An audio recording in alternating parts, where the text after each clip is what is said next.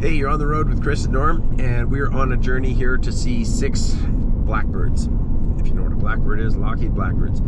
This is our 3rd trip to Arizona this year, and on this route we will see 6 of the famous Lockheed aircraft. We plan on stopping and touring all of them, and here's the first one. They made 50 Blackbirds. They made 32 or 33 like this.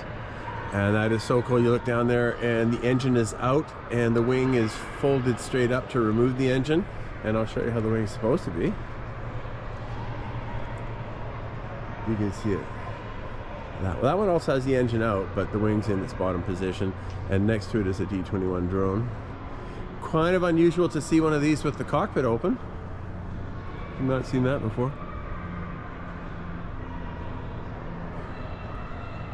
Expansion joints.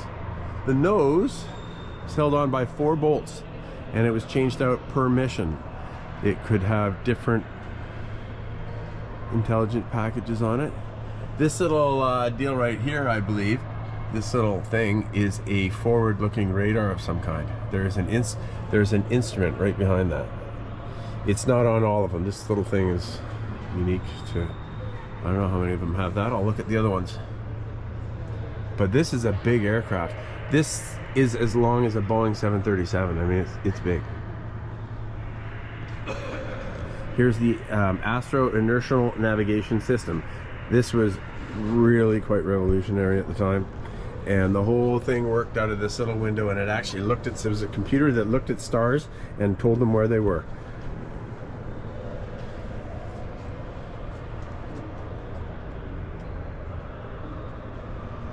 This was the latest piece of technology on the planet when they came out with it.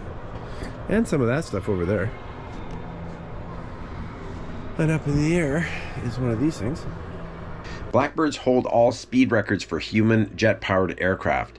This particular aircraft is the 2nd highest hour or mileage airframe of all Blackbirds with 3,512 hours. I haven't determined the reason for the little nose blisters here that they all have. I don't know if it's aerodynamic to get things around it, or if this area here is a sensor. Chris, I'm pretty sure that this little guy right down here is a sensor. This thing. Sure it is. I don't think that's there on the other ones I've seen. But this aircraft flew a lot of missions. It got, this is one of the 2 aircraft that got reinstated in 1995 and flew for another couple years. It was one of the last ones flying. The rest of the fleet was parked in 1990. This one got, but NASA had 2 that flew into 98 or 99. But this one flew the most, undoubtedly the most Mach 3 time. How many people tried to shoot this particular airplane down, but nobody did it. Here she sits. She's retired.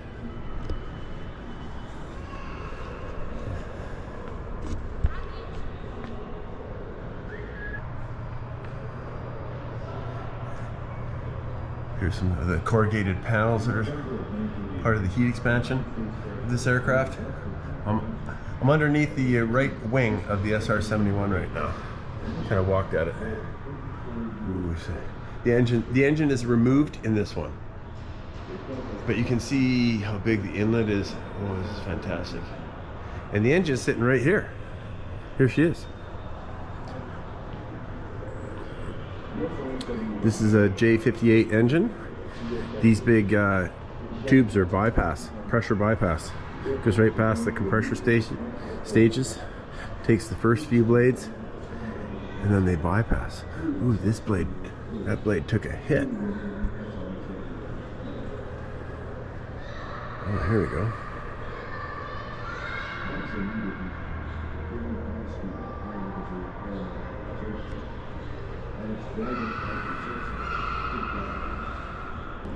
And here's a start cart. This is a start cart for an SR-71. It has 2, they started off with Buick engines and they end up with Chevy engines. It takes 2 engines to start one of these SR-71 engines. And here's one right here, all the way back to there. It's just huge. Huge. And so I'm at the back of the SR-71 and the left engine is out. Pretty cool. that's actually the wing up there, and it completely pivots open with the engine. I've never seen one like this. I never knew it could do this, but the engine is out of it. It's sitting right next to the engine bay. The whole, that's the wing pointed straight up. This is the bottom of the wing. And to take an engine out on one of these things, I guess you pull bolts from all those, and it's got a hinge line. This is amazing.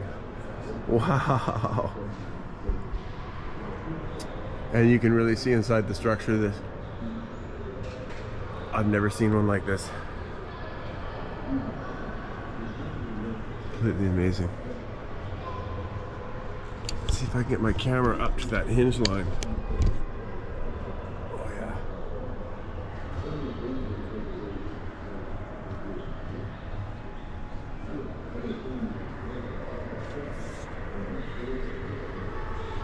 I've never seen one like this before. Like, that's the bottom of the wing. They undo all these bolts and they open this sucker up. Yeah. These engines are, it's all about compression, and all of these openings are all about letting pressure by so that things don't stall. Those big pipes are all about taking pressure around compression stages and putting them straight into, this is the afterburning stage of the engine, is just from there back, and that's all compression. You get your first compression, second compression. This wasn't a ramjet, was it? No, but it is unique. Yeah. That it is unique No. in how it runs. But this is pretty amazing. You can see that the titanium, it's all made of titanium, and it has that sort of oily color to it. And you just see it all in all their beautiful machining. And this aircraft was built in the 1960s. Yes?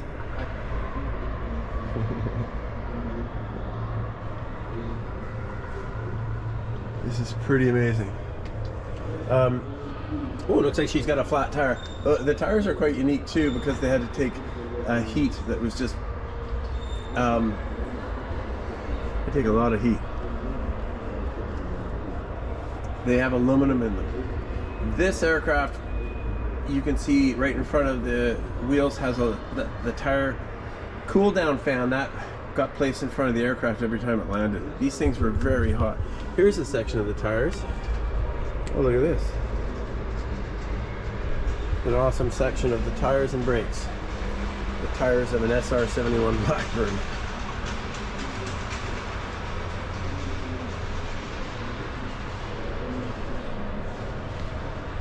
Pretty thick bead on them. There's the brakes.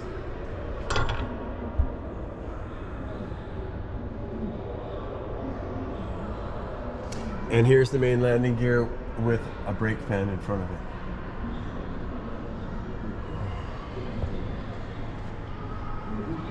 Oh, this baby.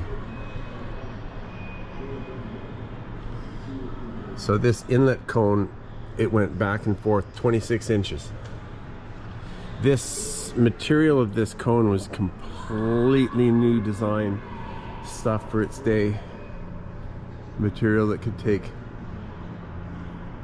a lot of temperature for a long time.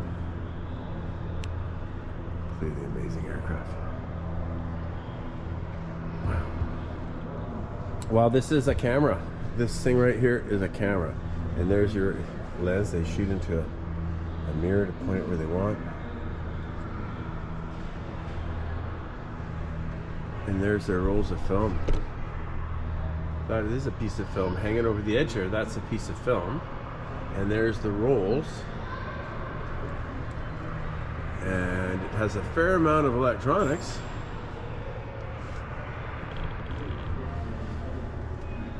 And I reckon this camera would fit in the side of this thing somewhere. Probably right there.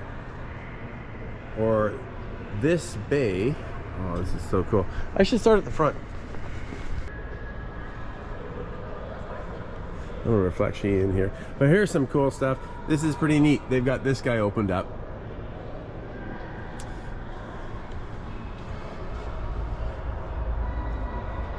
But this stuff is their electronic countermeasures, electronic stuff. Who knows what this thing was emitting, but it was nasty. I'm pretty sure the Russians didn't like it.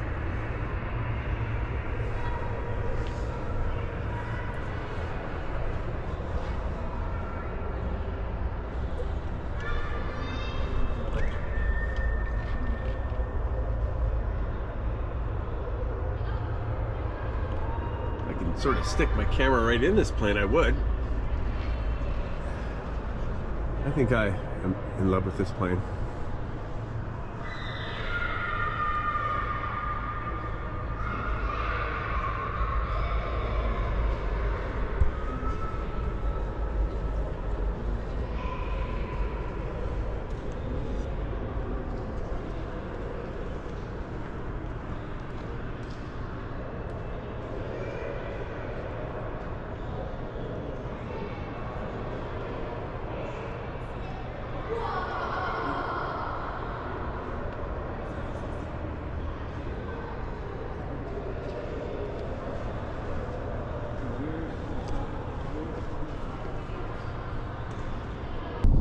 Okay, we like that museum so much we bought the book. That was fantastic. The SR they have there, it shows how easily you can take the wings off of one. They have one in the wings up position to take the engine out, and as a matter of fact, sometimes they changed out the wings on these things when they had accidents with them. I think there was one in Norway.